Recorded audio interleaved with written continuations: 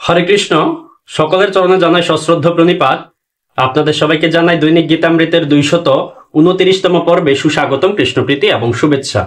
দৈনিক গীতামৃতের আজকের এই পর্বে আমি আপনাদের নিকট আলোচনা করব ভগবদ গীতার 6ষ্ঠ অধ্যায়ের একাদশ ও দ্বাদশ অর্থাৎ 11 এবং 12তম শ্লোক নিয়ে। আপনারা সকলে ধৈর্য ও মনোযোগের সহিত সম্পূর্ণ ভিডিওটি শেষ পর্যন্ত দেখুন, সেই সাথে শ্লোকের মাহাত্ম্য তাৎপর্য হৃদয়ঙ্গম করার প্রচেষ্টা করুন। আমি শুরু করছি, আপনারা সাথেই থাকুন। ওম নমো ভগবতে বাসুদেবায়, ওম নমো ভগবতে বাসুদেবায়, ওম নমো ভগবতে বাসুদেবায়। শ্রীমদ্ ভগবদ গীতা 6ষ্ঠ অধ্যায় ধ্যান যোগ। তো শ্লোকগুলো হচ্ছে ভগবান শ্রীকৃষ্ণের। ওম শুচৌ দেশে প্রতিষ্ঠাপ্য স্থিরম আসনম আত্মনঃ নাত্যোচ্ছ্রিতম নাতি নিচম চৈলাজিন কুশুত্তরম তৈত্রক আগ্রম মনঃ কৃত্বা ইয়ত চিত্তেন্দ্রিয় ক্রিয় উপবিশ্যা সনে ইউঞ্জিয়াদ যোগম আত্ম বিশুদ্ধয়ে।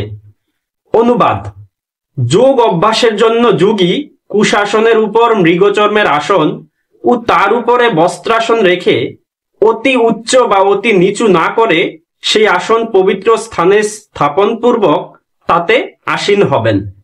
সেখানে উপবিষ্ট হয়ে চিত্ত শুদ্ধির জন্য চিত্ত, ইন্দ্রিয় ও ক্রিয়া সংযতপূর্বক মনকে একাগ্র করে যোগ অভ্যাস করবেন।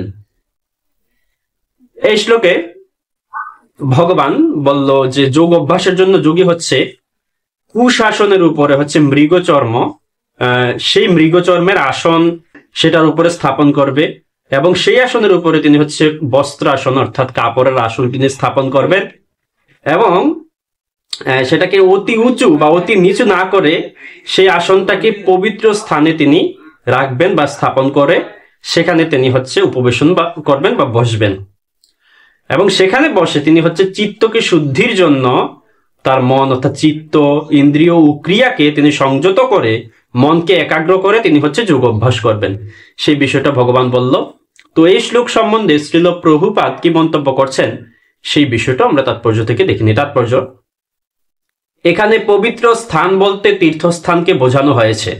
ভারতবর্ষে সমস্ত যোগী অধ্যাত্মবাদী বা ভক্তেরা গৃহত্যাগ করে প্রয়াগ, মথুরা, বৃন্দাবন, ঋষিকেশ, হরিদ্বার আদি পবিত্র স্থানে অথবা গঙ্গা ও যমুনার মতো পবিত্র নদীর তীরবর্তী কোনো নির্জন স্থানে বসবাস করে যোগ অনুশীলন করেন।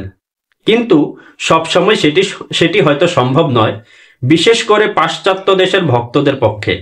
আজকাল অনেক বড় বড় শহরে তথাকথিত যোগ অনুশীলনের অনেক সংস্থা গড়ে উঠেছে। এই সমস্ত সংস্থাগুলি টাকা উপার্জনের জন্য একটি ভালো ব্যবসা হতে পারে, কিন্তু যথার্থ যোগ সাধনার জন্য উপযুক্ত নয়। উদ্বিগ্ন চিত্ত, অসংযমী মানুষ কখনোই ধ্যান করতে পারে না। তাই বৃহন্নারদীয় পুরাণে বলা হয়েছে যে বর্তমান কলিযুগে মানুষ যখন অল্পায়ু, পরমার্থ সাধনে অপটু এবং সর্বদাই নানা রকম উপদ্রবের দ্বারা উদ্বিগ্ন, তখন তাদের জন্য পরমার্থ সাধনের শ্রেষ্ঠ পন্থা হচ্ছে ভগবানের দিব্য নাম সমন্বিত হরে কৃষ্ণ মহামন্ত্র কীর্তন করা। হরের নাম হরের নাম হরের নামৈব কেবলম কলৌ নাস্তিয়েব নাস্তিয়েব নাস্তিয়েব গতির অন্যথা।